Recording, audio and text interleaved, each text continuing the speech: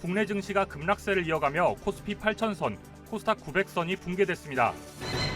소비자 물가가 유가 상승의 영향으로 2년 6개월 만에 가장 큰 폭으로 올랐습니다. 정부가 호남에 이어 충청권 첨단 산업 발전 비전을 공개했습니다. 캐비너시 연준 의장이 최근 인플레이션 위협이 낮아졌다고 진단하면서도 통화정책 방향에 대한 예단을 경계했습니다. 여러분 안녕하십니까? 뉴스M 시작합니다. 지난달 소비자 물가가 2년 6개월 만에 가장 큰 폭으로 올랐습니다. 중동 전쟁의 여파로 인한 유가 상승이 석유류를 중심으로 물가를 크게 밀어올렸는데요. 정부는 밥상 물가를 잡기 위한 비상대책을 마련하고 나섰습니다. 고진경 기자의 보도입니다. 지난달 소비자 물가 지수는 1년 전보다 3.2% 상승했습니다.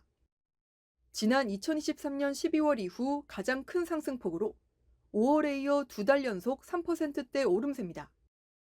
이번 소비자 물가 상승을 견인한 건 석유류입니다. 석유류 가격은 중동 불안에 따른 국제유가 상승의 영향으로 1년 전보다 24.7% 급등했습니다.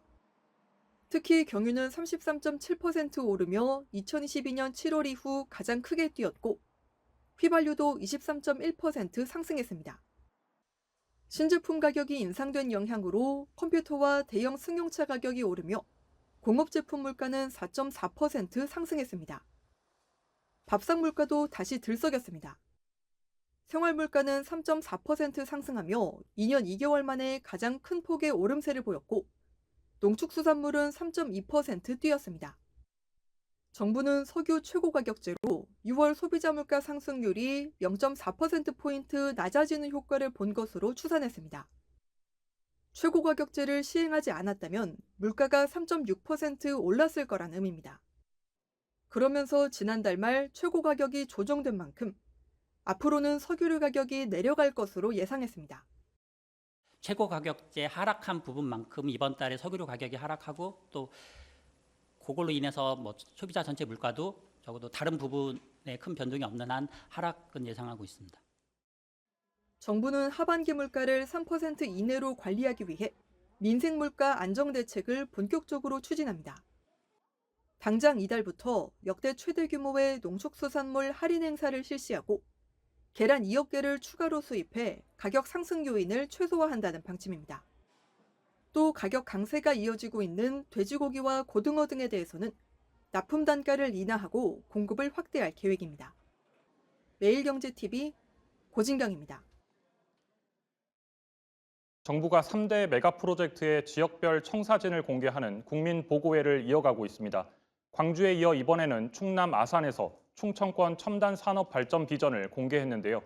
이재용 삼성전자 회장이 직접 참석한 가운데 삼성과 SK는 AI 반도체 생산 기반 강화를 위한 대규모 투자 계획을 내놨습니다. 조문경 기자입니다. 충청권을 첨단 산업의 핵심 거점으로 키우기 위한 청사진이 공개됐습니다.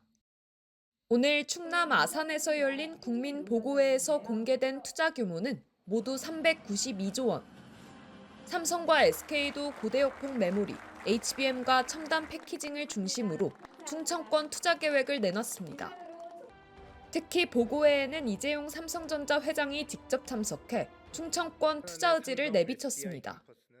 온양 캠퍼스는 범용 반도체 후공정 중심에서 글로벌 최첨단 HBM 팹으로 전환하고 있습니다. AI 시대의 미래 승패는 AI를 구동하는 소재와 부품에 달려있기 때문에 삼성의 미래와도 직결되어 있습니다. 기존 조립과 검사 중심이던 후공정 공장을 AI 시대 핵심 메모리인 HBM 생산 거점으로 전환하겠다는 의미입니다. 삼성은 충청권에 모두 140조 원을 투자합니다. 온양과 천안에는 차세대 HBM 생산 거점을 구축하고 아산에는 미래 디스플레이 클러스터를, 세종에는 AI 서버용 패키지 기판 생산 기지를 조성할 계획입니다. 과거의 온양 패키지 라인은 조립 테스트를 하는 단순 공정 위주였습니다. 삼성은 기존 라인을 차세대 최첨단 팹으로 전환시켜 온양 천안을 글로벌 HBM 메카로 대변모시키겠습니다. SK 하이닉스도 청주를 메모리 반도체 핵심 생산 기지로 키웁니다. 랜드 생산시설과 첨단 패키징에 100조 원을 투자하고 AI 데이터 센터도 구축할 계획입니다. 청주에 총 100조 원을 투자할 계획입니다. 랜드를 생산할 M17에 80조 원을 투자하고 첨단 패키징 강화를 위한 PNT7 등에 20조 원을 투자할 계획입니다. 정부는 기업들의 투자가 빠르게 실행될 수 있도록 지원할 계획입니다. 투자 인센티브와 메가특구 지정 등을 통해 투자회로를 해소한다는 방침입니다. 중요한 것은 속도감 있는 실행입니다. 오늘의 투자 발표가 공장으로, 우리 젊은 청년들의 일자리로, 그리고 기술 혁신으로 이어져야 합니다. 기업의 지방 투자를 압박하고 있다는 일각의 비판에 대해 이재명 대통령은 구태적인 생각이라며 일축했습니다. 제가 이재명 회장님한테 압박해가지고 삼성전자가 혹시 그런 결정을 한 게 아닐까 이런 구태적인 생각을 하는 분들이 계시던데 그 과거 생각, 관치 행정하던 그 시절 생각으로 이렇게 압력 넣어서 이렇게 할 수 있겠다 이렇게 생각하는 것 자체가 구태죠. 서남권 반도체 벨트에 이어 충청권은 HBM과 첨단 패키징, AI 부품 생산 거점으로 역할을 키우게 됐습니다. AI 시대를 겨냥한 정부의 첨단 산업 육성이 본격화하는 가운데 이번 발표가 장밋빛 구상에 그치지 않고 산업 경쟁력 강화로 이어질 수 있을지 주목됩니다.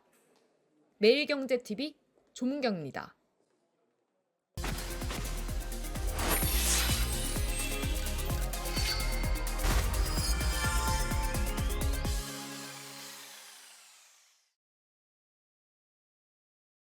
내년 최저임금을 결정하기 위한 최저임금위원회의 심의가 올해도 법정 기한을 넘겼습니다.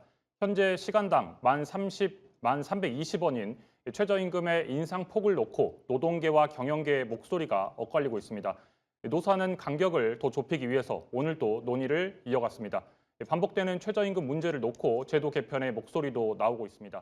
이화여대 사회학과 이주희 교수와 더 자세한 이야기 나눠보도록 하겠습니다. 교수님 안녕하세요. 예, 안녕하세요. 벌써 이 내년도 최저임금 결정을 둘러싼 노동계와 경영계 줄다리기가 현재까지도 이어지고 있는 상황입니다. 먼저 이 최저임금, 우리 경제와 노동시장에 어떤 의미를 갖고 있는지부터 한번 짚고 본격적인 이야기를 해보겠습니다. 어떤 의미를 갖는 제도라 볼 수 있습니까? 최저임금은 굉장히 다양한 사회적 목적을 가진 제도입니다.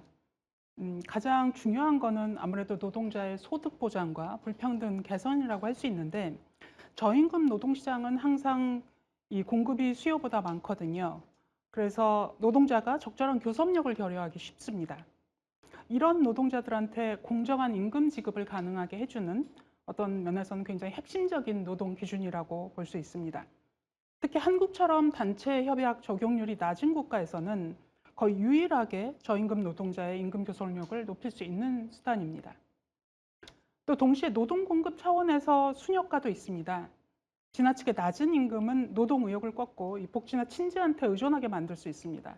실제로 한국에서 지금 관찰할 수 있는 여러 업종에서 외국인 노동자가 증가하는 추세가 이를 증명한다고 볼 수 있고요. 이 효과는 향후 인구 감소가 본격화되는 시기에 매우 중요한 부수적 효과가 될 것입니다. 또 저소득 노동자는 받은 임금을 소비할 가능성이 굉장히 크기 때문에 구매력을 높여서 소상공인 매출을 올리고 지역경제 활성화에도 기여할 수 있고요. 또 최저임금은 여러 사회보험 급여, 산재보험을 포함해서요. 선정 기준이 될 수 있어서 솔직히 일반 노동자한테도 굉장히 중요한 제도입니다.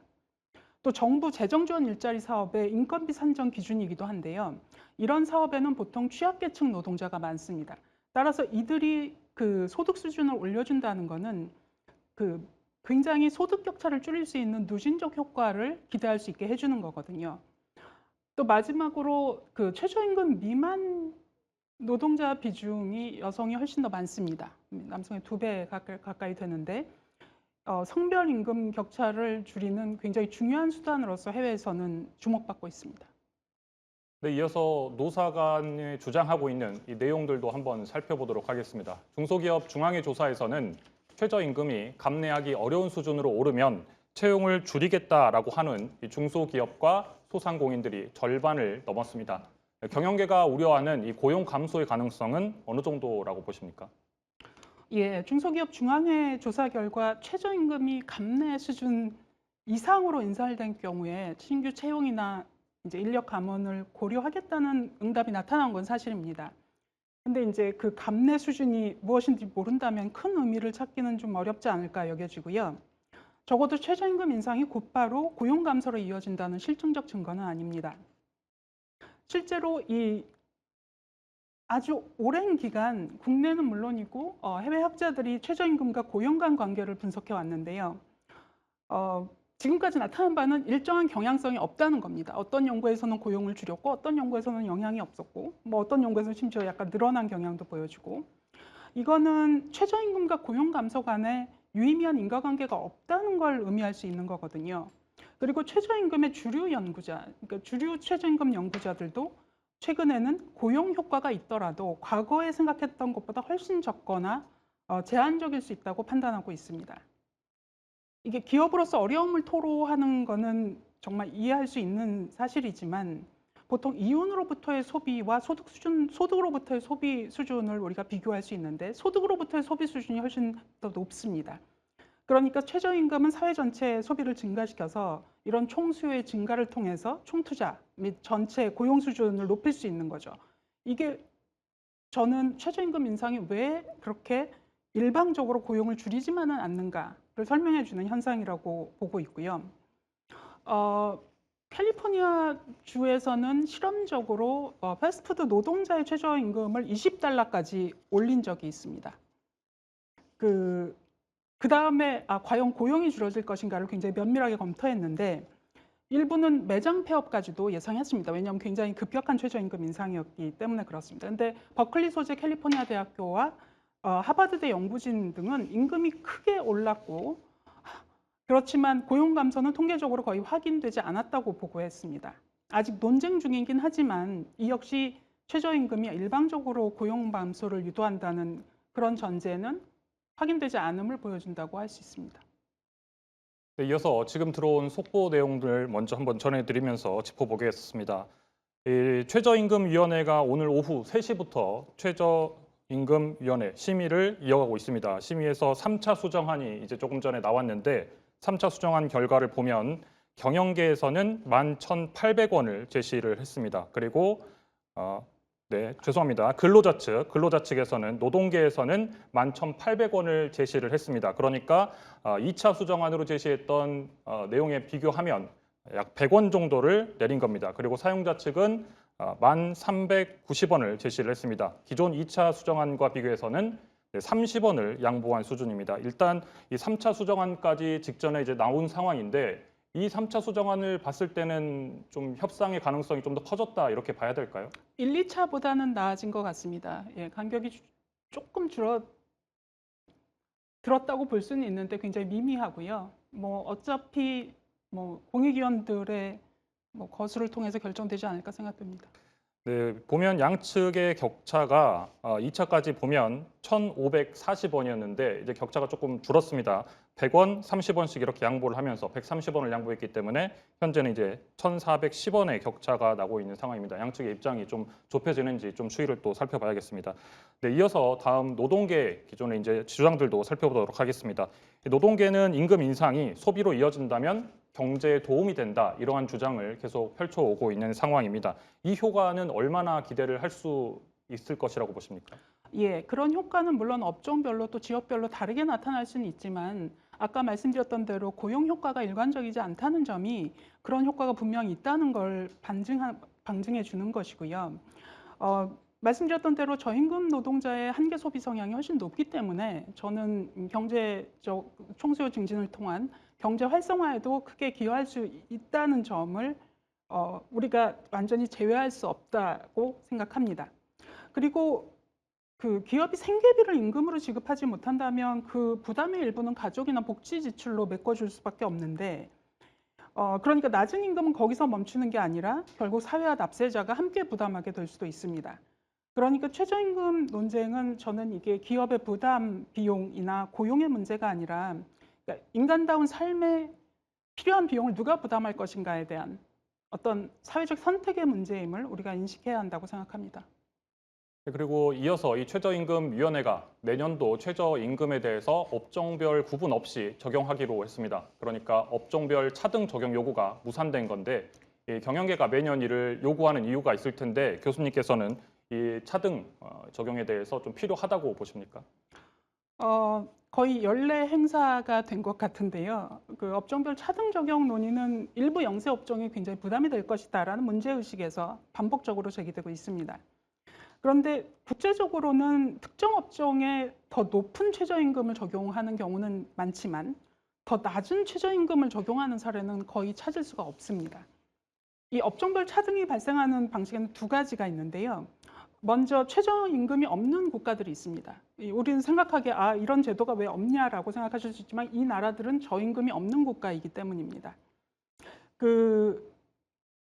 북유럽 선진국들은 보통 산별 단체 협약을 통해서 산별 최저임금을 정합니다. 그러니까 업종별로 달라질 수 있겠죠. 2014년 사례인데요. 미국의 버거킹 노동자가 시간당 $9를 벌 때 이 덴마크 코펜하겐 노동자는 산별 단체 협약을 통해서 시간당 $20를 벌었습니다. 미국은 최저임금 제도가 있는 나라입니다. 저임금이 있는 국가이기 때문에. 그런데 이 연방 최저임금은 동결된 상태로 있지만 보통은 주에서 결정이 됩니다. 주마다 다른 최저임금이 있는데요. 2026년에 캘리포니아주의 최저임금은 $16.9였습니다. 제가 조금 전에 패스트푸드 업종이 $20라고 말씀드렸잖아요. 네. 그러니까 주 최저임금보다 높은 수준에서 결정이 된 것이고 보건업은 $25까지 지급합니다. 그러니까 이거는 한국 경영계가 주장하는 것처럼 특정 업종의 최저임금보다 더 낮은 임금을 적용하는 사례는 아닙니다. 왜냐하면 저임금 업종일수록 더 보호가 필요하기 때문에 그렇습니다. 또 어떤 업종을 차등 적용 대상으로 할 것인지, 또 동일 업종 안에서도 기업 규모와 수익성이 매우 다른데 이를 어떻게 구분할 것인지 현실적인 문제도 매우 크죠. 그래서 영세업장의 어려움에는 정말 공감하지만 그 해법은 최저임금보다는 높은 임대료, 플랫폼, 배달, 가맹봉투 수수료 이런 것 같이 더 부담이 큰 비용 구조 전반에서 찾는 것이 바람직하고 최저임금은 업종별 지불 능력이 아니라 노동자의 최소한도의 생활 수준 보장을 기준으로 하는 제도입니다. 이제 같은 시간을 일했는데 업종에 따라 인간다운 삶의 기준이 달라질 수는 없는 거죠. 이 업종별 차등 적용 여부에 대한 표결은 결론이 났지만 최저임금 인상 수준에 대한 심의는 올해도 법정 시한을 넘겼습니다. 최근 10년간 단 한 번도 법정 시한을 지키지 못했는데 이 정도면 이 제도 개편의 논의가 필요하지 않냐 이러한 주장들도 좀 나오고 있는 것 같습니다. 국가마다 최저임금을 결정하는 방식은 다 다릅니다. 우리는 최저임금위원회라는 노사공이 함께 모이는 사회적 대화기구를 통해서 최저임금을 결정해 왔습니다. 근데 사회적 대화기구의 장점보다는 한계가 더 많이 드러나고 있는 것도 사실인 것 같습니다. 매년 노사가 강하게 대립하고 결국 정부의 영향력 하에 있는 공익위원이 결정하는 구조가 반복되고 있는데 이럴 경우에 사회적 합의를 이끌어내는 기구라기보다는 어떤 면에서 정부의 책임을 분산시키는 장치처럼 보이기도 하거든요. 그래서 저는 단순히 이 법정 시한을 넘기는 문제가 아니라 최저임금 결정 구조 자체를 전면적으로 점검할 필요는 있다고 생각합니다. 무엇보다도 결정 기준의 객관성과 예측 가능성을 강화해야 합니다. 이 생계비는 중요한 기준이지만 제대로 논의되거나 반영되는 것을 보기 힘듭니다. 이 프랑스처럼 물가가 일정 수준 오르면 최저임금에 자동 반영되도록 해서 매년 모든 것을 정치적 갈등으로만 해결하지 않을 수도 있을 것 같고요. 또 지금처럼 결국 공익위원이 결정하는 구조라면 그 공익위원이 얼마나 독립적이고 신뢰할 수 있는 전문가인가가 굉장히 중요합니다. 저는 이들의 역할이 단순히 노사의 대립을 중재하고 최저임금 숫자를 것으로 결정하는 것은 뛰어넘어야 한다고 생각하고요. 그러니까 최저임금위원회는 저임금 노동시장의 특성을 파악하고 최저임금이 노동자와 경제에 미치는 영향에 대해서 체계적으로 평가하면서 저임금 노동과 영세사업자 문제 자체를 함께 해결할 수 있는 종합적인 정책 대안을 제시하는 진정한 상설 사회적 대화기구로 발전할 필요가 있다고 생각합니다. 네, 마지막 질문 드리도록 하겠습니다. 이 노동계와 경영계가 논쟁을 어쨌든 계속 이어가고 있는 상황인데 매년 반복되는 이 갈등 줄이기 위해서 어떠한 개선책이 우리 상황에는 적합하다고 보십니까? 노동자와 영세사업자를 저는 완전히 대립하는 집단으로 보는 프레임 자체를 넘어서야 한다고 생각합니다. 왜냐하면 현실의 소상공인은 최저임금 노동자의 자녀나 배우자를 둘 수도 있고요. 또 그 최저임금 노동자가 언젠가는 자영업자가 될 수도 있습니다. 그러니까 우리가 관심을 가져야 하는 거는 최저임금 노동자와 영세사업자의 갈등이 아니라 저임금 노동과 영세자영업을 동시에 어렵게 만드는 경제 구조라고 생각합니다. 이 두 집단 모두 한국의 대기업 편중 경제 구조 속에서 유사한 어려움을 겪고 있다는 공통점이 있습니다. 그렇다면 그 균형점은 저임금 노동자의 최소한의 생계를 보장하면서 영세업자의 부담을 키우는 경제 구조 자체를 개선하는 게 될 건데요. 예를 들어서 과다한 플랫폼이나 배달 수수료 부담을 완화해서 거래의 공정성을 높이는 것, 또 대기업 가맹본부, 원청의 협상력을 이용해서 비용을 떠넘기지 못하도록 이 납품 단가 연동이나 공정거래 규율을 강화할 필요가 있습니다. 정부도 굉장히 적극적으로 사회보험료나 세제 지원을 통해서 영세사업자 인건비 부담을 완화해 주어야 하겠고요. 제가 볼 때 노동자와 영세사업자의 희생을 요구하는 방식으로는 지속 가능한 해법을 찾기 어렵니다. 그 둘 중에서 어떤 한쪽에도 희생을 요구하기는 어렵다고 생각하고요. 이 둘이 함께 살아갈 수 있는 경제 구조를 만드는 것이 어떤 면에서 우리가 추구해야 될 진정한 균형점이 아닌가 생각합니다. 네, 여기까지 듣겠습니다. 지금까지 이화여대 이주희 교수와 최저임금 이슈에 대해서 짚어봤습니다. 오늘 말씀 감사합니다. 예, 감사합니다.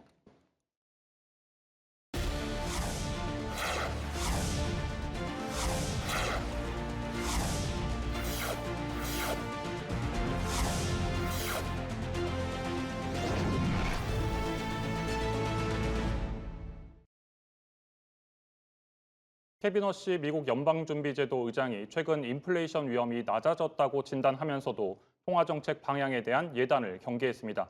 워시 의장은 현지 시간 1일 포르투갈 신트라 중앙은행 포럼에서 최근 4주일 동안 기대 인플레가 낮아졌다며 인플레 위험도 낮아졌다고 밝혔습니다.